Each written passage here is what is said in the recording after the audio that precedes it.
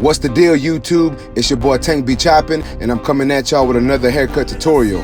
What we doing on this cut is we're gonna do a number 4 on top and a mid fade. Let's get it.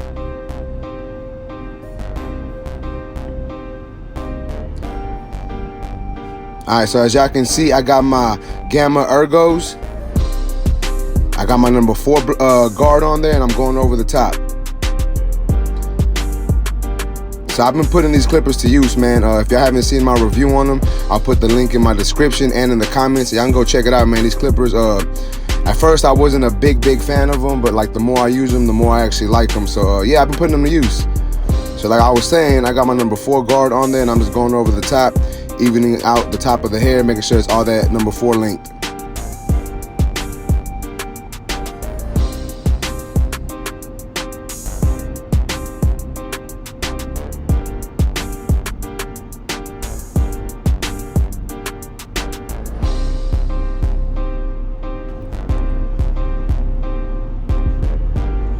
Alright, so 9 times out of 10 when I'm doing a fade, after I go over the top, I go with the next guard under that, and I come up to that parietal ridge and flick out. So in this case, this is my number 3 guard. My lever is open, so it's making it a 3.5, and I'm just flicking out at that parietal ridge. And I'm not even sure if I do it, but most of the time I even close the lever and come up, you know, the same thing, flicking out at the parietal ridge.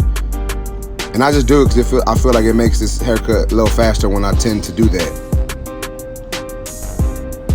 So now I got my Gold FX from Babyliss, the trimmer, and I'm setting in my initial bald guideline.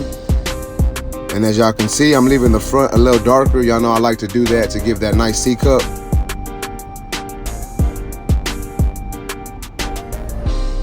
And then I also like to drop the fade in the back slightly.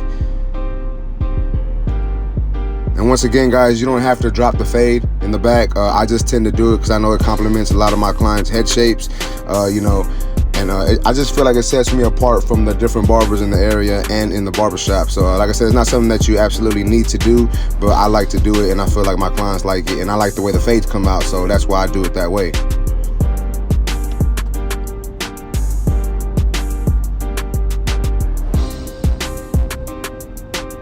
Another thing too, guys, is as y'all can see, I was setting in the bald line with the trimmers facing down, like how when you line someone up. A lot of people are scared to do that. They say that it leaves too harsh of a line, but if it does, all you gotta do is come back with the trimmers and flick out that bottom line if needed. So I'm not even concerned about leaving that line too harsh, at least not in this situation. I'm not saying that that's not true, but it's easy for me to take out that line, so it's okay for me to do it that way. It's something I'm already accustomed to, and it's easy for me to take out. So now I got my rose gold shaver from Babyliss, and I'm coming up right up to that bald line, and I'm flicking out when I get closer to that line.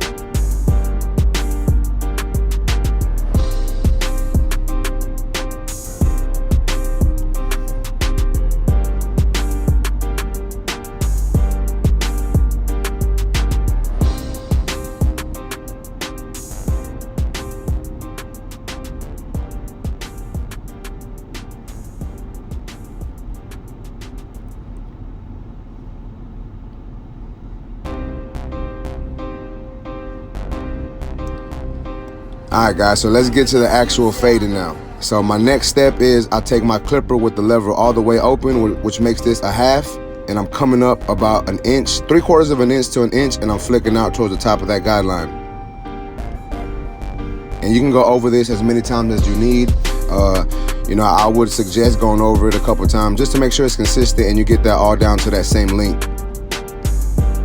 People often ask me, do I fade the whole head or do I fade my haircuts in sections? Honestly, man, I do my stuff in sections. Like some people fade the whole head, they just think it's easier that way. For me, just sectioning off the head, like I do the left side first, then the right side, then the back. And I just feel like it's easier for me that way.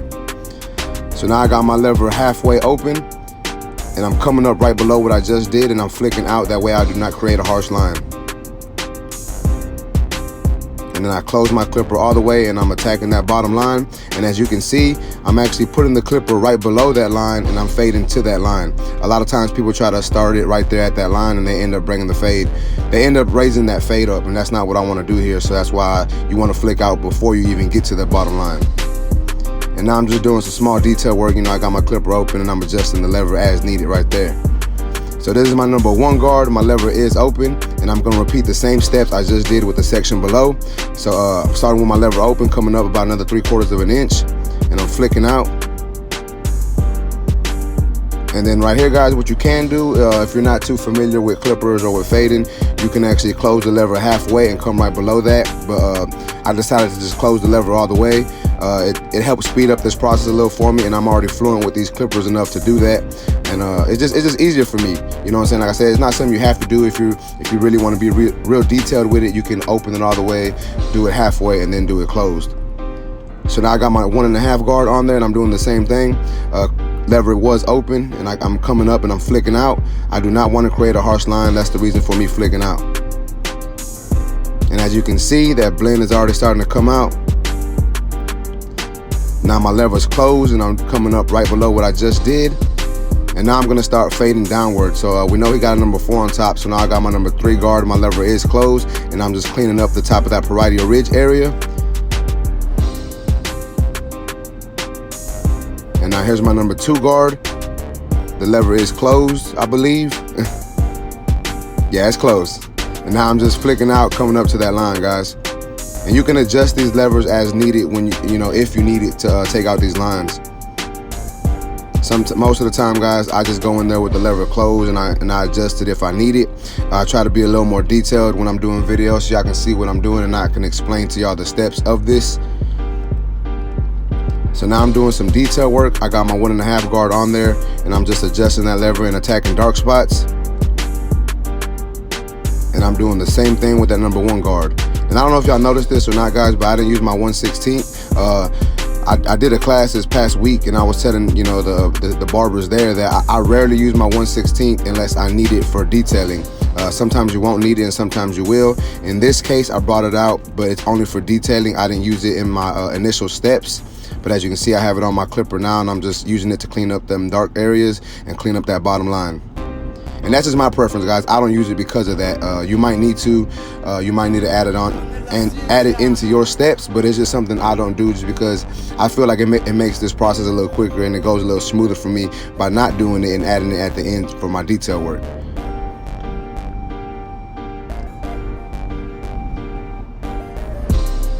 So as you can see, I'm just cleaning up that blend, guys. I don't got no guard on the clipper. I'm holding my clipper at a different angle, and I'm attacking them dark spots. Moving on to the edge up. Y'all know how I do my edge ups, guys. I start off in the middle, create my initial guideline, and I start moving over.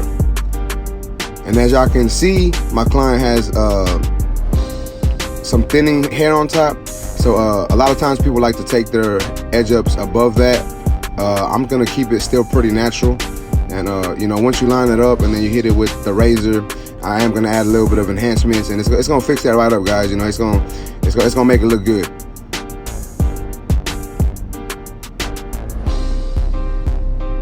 So as you can see, just tapping it with that with my trimmers and giving it a nice line is making it look not as thin, and it's making it look a little more defined when it comes to his actual hairline.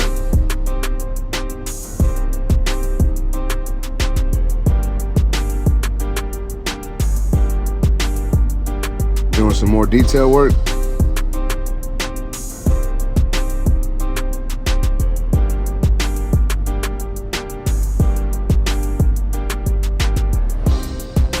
Remember, guys, when it comes to detail work, you can be as detailed as you need. You can go through all your steps all over again if you need to, or you can fade down. You can use the corner blending technique. You can do what you need to, basically, just to make that fade look blurry, guys. So that's what I tend to do. I go through my initial steps, and then I just come back down and do some small detail work. And sometimes I detail for 5 minutes, and sometimes just due to the hair texture and the head shape, I have to detail for like 10 to 15 minutes. And that's just all going to depend on your client and how blurry you want that fade to look. So as y'all can see, I'm going over these same steps on the opposite side of his head. And yeah, guys, we're getting this fade done. That's what we do. Let's go. I want to take this time to ask y'all, if y'all haven't done so, please subscribe to the channel, guys. I'd greatly appreciate it. You know, we reached 1K subscribers like 2 weeks ago. I did do a giveaway. Actually, the person who won the giveaway, I haven't been able to get in contact with. So if you are watching this, hit me up, man. I'm trying to get them clippers away.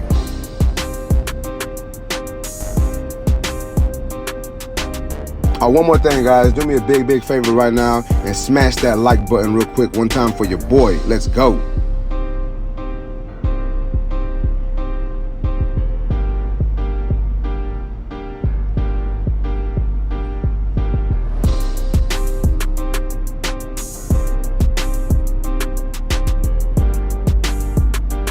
So I don't know what y'all think so far, guys, but I think this fade's gonna look good.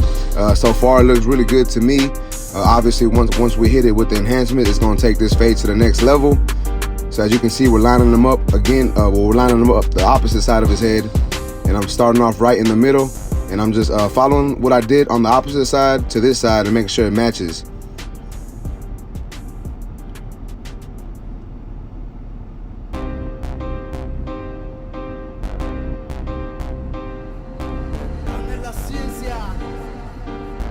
So when we do edge ups, guys, as barbers, we have to make that decision to what exactly we want to do. Some people would have pushed his lineup back just to make it straighter and not see them little thinning areas. But like I said, I decided not to, because I am going to add some enhancements. And once you hit it with that trimmer and then hit it with the razor, it pops out a little more. So I wasn't even too worried about them lighter areas in the front of his hairline. So now I'm going over the back of his fade, and same rules apply, guys. I'm doing the same thing to the back that I did to the sides. I do want to state that a lot of times, guys, on the back of people's heads, their hairs, it just grows a little different. I don't know exactly what the word is for it, but sometimes the hair on the back is a little thicker than the sides. So sometimes the back is harder to fade. So this is also one reason why I dropped the fade, because it helps give me more room to work with. I can actually bring up the clipper open section. I can bring that up a little higher. And for me and my clients, I feel that works best, and it helps bring that fade together. And it just looks nice when I do it that way. So that is also another reason for me dropping the fade in the back slightly.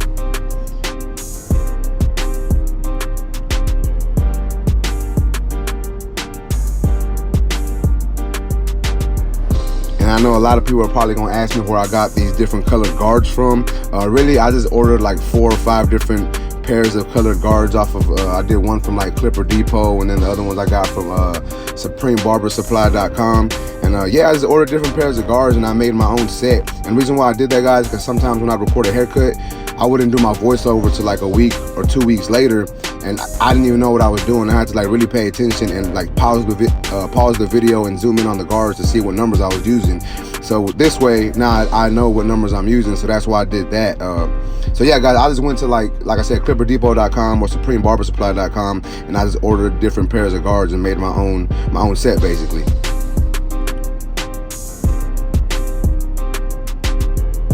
So as y'all can see, this fade is coming together, and you do want to tie it on in, so that's why I'm doing some more detail work on the sides of the back, if that makes sense. I hope it did.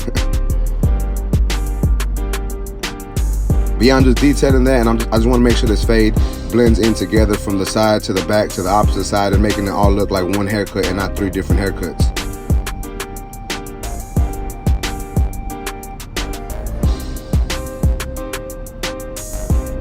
So now I'm doing some razor work, and I'm just going over the same exact thing I did with my trimmers, and I'm just making sure I get them lines a little crispier with this blade.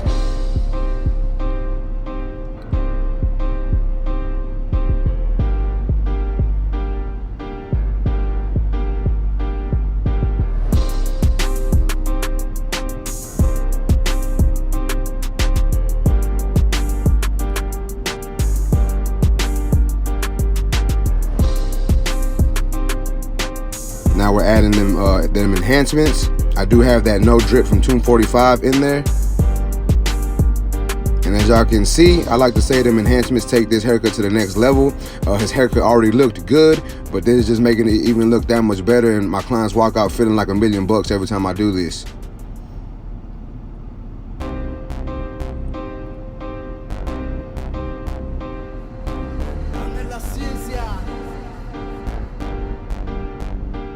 Alright guys, so this is the before look, and this is the after. Y'all let me know what y'all think about this haircut, guys. Make sure y'all smash that like button if y'all like this video. If y'all don't like it, y'all can go ahead and dislike this video. I ain't even tripping. If you haven't done so, please subscribe to the channel one time for your boy. I appreciate y'all YouTube. Like I said, man, y'all let me know what y'all think of this cut. If y'all like this cut, comment down below. Let me know, man. Let's go. Let's get it. I appreciate y'all YouTube. Until next time.